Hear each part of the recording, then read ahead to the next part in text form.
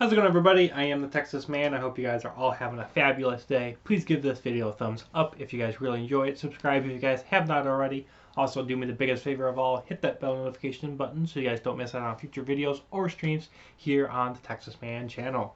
With that, of course, we're going to be continuing reading through The Island. And this is going to be part number 3. Make sure you guys check out part 1 and part 2 before you continue on with me here in this video. And yeah, if you guys haven't watched part 1 and part 2, this will be confusing as I'm continuing to read through this book. So I hope you guys all enjoy, and with that, let's get into it. Chapter 3, Defense is Broken. The pterodactyl cage was mostly clear to see around, but the bridge and the area around it was covered in fog. This would prevent us from being able to see the giant birds before they decided to attack. I'll go first, then once I'm safe on the other side, I'll call out for you guys, I said. I grabbed the rail, which was covered in slime and red coloring that appeared to be human blood, and began the slow and steady walk through the fog. I and the rest of the group hadn't seen any of the 25 gigantic birds or pterodactyls, but we had seen their nests. This led us to believe that there could be twice as many pterodactyls as Sue said. I was nearly 3/4 of the way done from walking down the foggy bridge and was beginning to see a door. At last I had arrived at the exit to this cage. This also meant that they weren't too far from the other's base. "Come on over, 2 at a time," I yelled towards the rest of the group.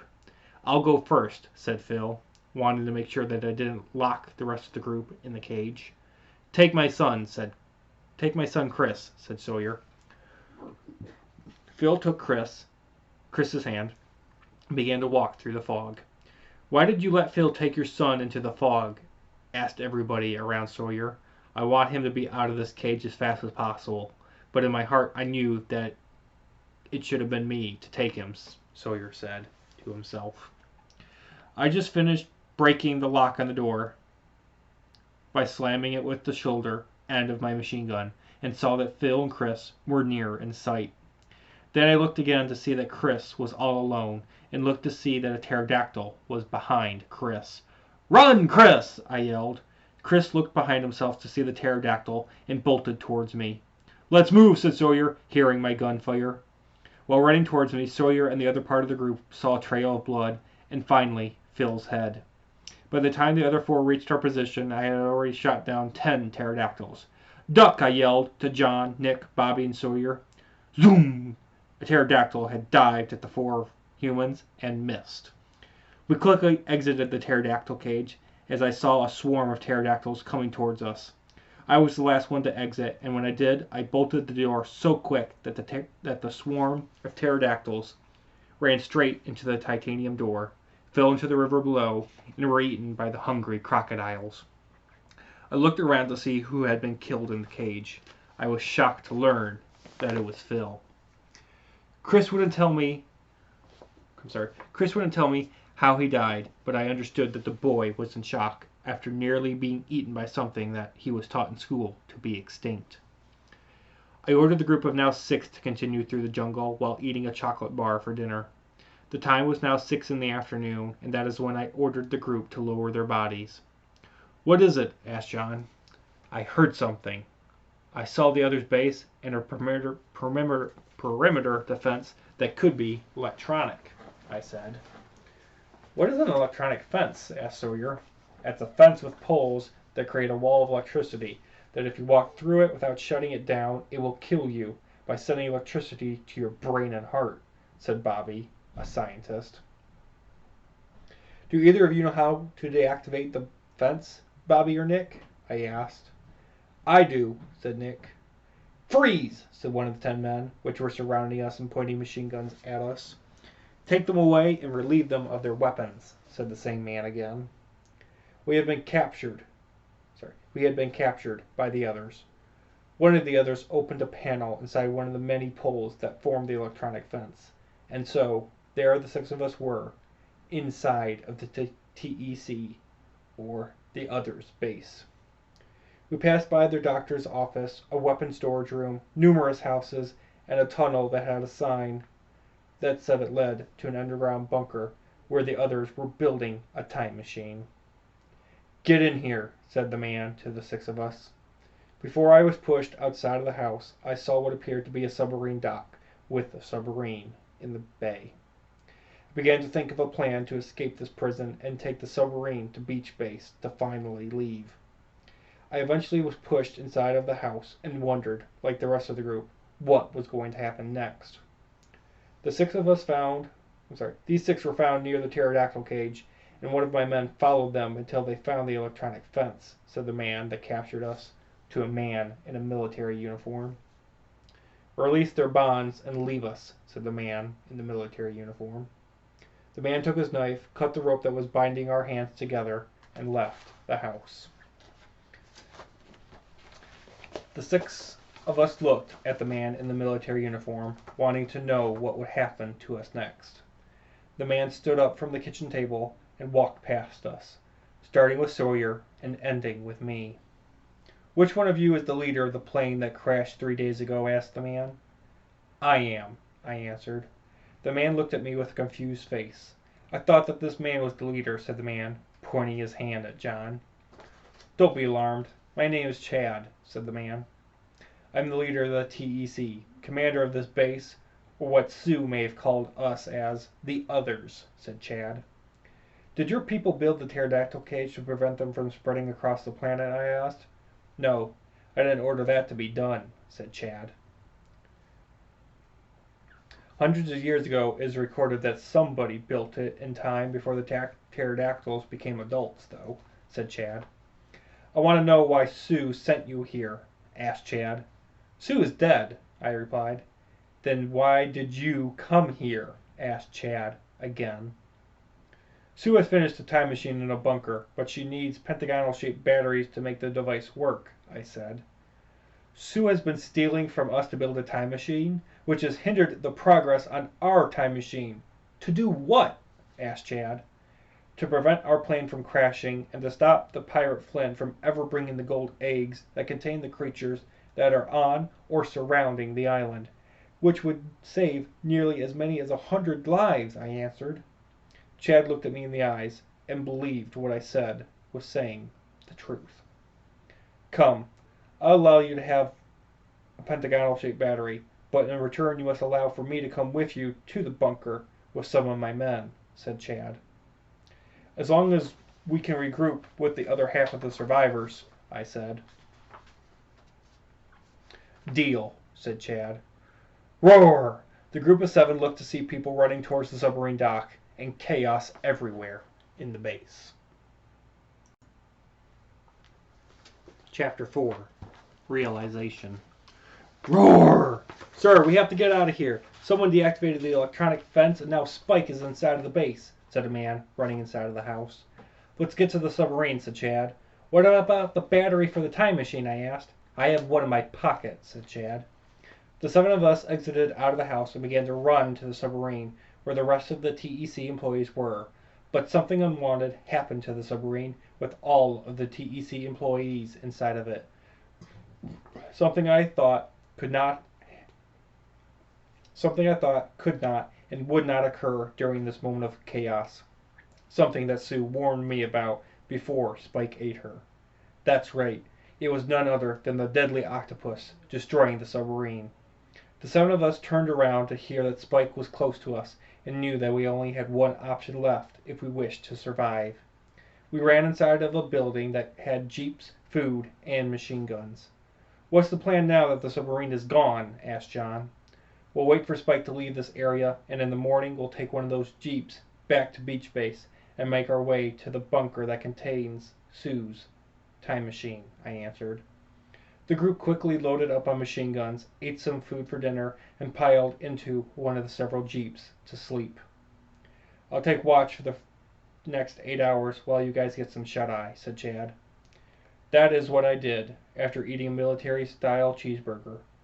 During the night I could hear Spike and the octopus eating on the bodies of the humans, and it was difficult to sleep with the worry that Spike would realize we were still inside of the other base, smash the building down, and eat us one by one. June 26, 1996. It had been 4 days since the death of my wife Kate, and 4 days of me being trapped on this island. Though I am the leader of this group, I fear that my ability to lead the rest of the survivors to safety is falling rapidly. During the night, Chad and I took turns listening and watching for any creatures that wanted to enter the building to kill us. Luckily, Spike and no other creatures disturbed us. We packed our belongings and piled into the Jeep. I decided that we would take the north side of the volcano back to Beach Base and venture to the bunker. Roar! Smash! Spike had returned to the other's base and had smashed the roof of the building with us inside. The 7 of us began to open fire on Spike while I began to drive us away from danger and back into the jungle. Spike followed us into the jungle for miles, but when we came to the north side of the volcano, he slowed down and eventually left us alone. That was too close, said Sawyer in the Jeep. I drove the Jeep on the dirt road and looked to see that the volcano was beginning to erupt. We have to get out of here. The lava can travel only so far before it reaches that river, said Chad. I put the Jeep in the highest gear and the excitement began. Kaboom! The volcano finally erupted. The volcano had finally erupted. The lava was a stream of death, and large balls of heated rock were flying every direction, even by the sides of the Jeep. Hold on, everybody, I yelled. Jack, I can see the river up ahead, said Chad. The river of lava was closing fast behind the Jeep we were in, and I could see boulders flying towards the road. I pushed the gas pedal as hard as I could before the boulders blocked the road. We aren't going to make it, said John. John is right, said Nick. I didn't listen to the down talk. I was going to prevent another death during my leadership. The flying boulders were less than 10 seconds from impacting the road and smashing us in the Jeep. Jack, put your foot on the brake, said Bobby. 5 seconds remained before our possible death. You have just killed us all, said Sawyer. I pushed the gas pedal to its full power, and then the boulders hit the road. I did not stop to celebrate my success of beating the flying boulders, but requested that the group was going to have to trust my judgment and have faith in my decisions. Hours passed by without any sign of the other half of the survivors. The time was about 7:24 p.m. when we pulled into Beach Base, but our arrival was not the one I nor anyone else would have expected. The 7 of us exited out of the Jeep and began to see one of the 10 survivors lying on the ground. I ran over to the man to realize he was dead. Jack, we have checked all the huts and tents. No one is alive, said John. Chapter 5, Polar Mountain. What? How? I asked John. They did this, said Chad, walking behind John. Who? I asked, standing up from the sandy beach. The terrorist, said Chad. Chad began to explain to me and the rest of the group what was going on. Chad said that he received word that 20 terrorists were coming to the island to locate and use Sue's time machine to change the current war in the Middle East, so they could win. Then Chad told us that the carrier offshore belonged to the terrorists and that they could only come on shore with either a boat or a helicopter. I was stunned still at the deaths of the other survivors. The terrorists must have thought your friends worked for me and killed them to prevent your friends from stopping their mission, said Chad. I want revenge. In the morning, we leave for the Polar Mountain and the bunker to finish this mission once and for all, I ordered. June 27, 1996. Day 5. The 5th day of me and the other 5 survivors being trapped on this island. I wondered what the future holds in store for me and the other 6 members of the group. We loaded the Jeep at the same time in the morning. I decided that since none of us could tell the precise time, it would be better to forget about it and just continue with the counting of the number of the days that we had been on the island. While I drove the Jeep, all 7 of us ate some food for breakfast. I don't want to tell you what we ate because if I did inform you, I think it may be embarrassing that you asked. The food smelled like cow manure, and it tasted as if it was allowed to be crawled on by insects. I think that if I told you more, it would make you sick to the stomach. So, I'll stop. Although none of us thought the food was great, it served its purpose of filling our hungry stomachs. The drive to Polar Mountain wasn't as long as I thought it would be, but remember that time to us was unknown, making an hour seem like a minute to us. We eventually arrived at the entrance to Polar Mountain and realized that we would have to walk through the mountain to reach the bunker that contained Sue's time machine. Polar Mountain was nothing more than a mountain with upper levels that had some snow, ice, and caves that I feared contained one of the main remaining creatures Sue told us about that hatched out of the gold eggs. We found a pathway leading from one side of the mountain to the other and entered cautiously. Roar! The only way through was past the 5 polar bears that were exiting out of their caves and making plans to eat us. Let's bolt, I said. The 7 of us pulled all of our energy in our bodies into our feet, and the race began. 3 of the 5 polar bears leaped into the pathway, blocking our continuous run into the jungle, and the other 2 were on the upper levels preparing to jump us. Jack, what do we do now? Asked John. These are just polar bears. Shoot them, and if they get in your way, I answered. Charge! Said Sawyer, leading the way towards the 3 polar bears in our way. Everybody's machine gun was firing at the polar bears, except for one. Mine was jammed. 3 of the 5 polar bears had been killed, and I could see the group nearly inside of the jungle, but I was cut off by one of the remaining 2 polar bears. I continued to repair my machine gun before the polar bear attempted to eat me. Everybody was already inside of the jungle, not noticing that I was trapped, but one person saw that I was trapped and risked his life to save mine. The polar bear leaped into the air with his razor-sharp claws ready to slice my head off, but my gun was still jammed. The timing could not have been more perfect. At that moment, when the polar bear was going to take off my head, Chad stood in my way and took the devastating blow from the polar bear. I quickly grabbed Chad's machine gun and blasted the polar bear in the brains. I stood up and bolted into the jungle.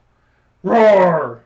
The last polar bear was running behind me. I ran and ran faster than I had ever done before this incident. I stopped running towards the jungle, turned around, and blasted the last polar bear in the chest. Jack, we found the bunker, said John, racing out of the jungle. Where's Chad? Asked Sawyer, with the rest of the group following behind him. He is dead, because he saved me, I answered. I walked over to Chad's body and grabbed the pentagonal-shaped battery that was required for the time machine to work properly. We continued onwards without Chad, leaving the group again to only 6 members, to the bunker, with hope that the time machine would work when we arrived. Any sight of terrorists? I asked. No, Jack, answered Bobby. Shortly after our adventure through Polar Mountain, we saw at last what we had been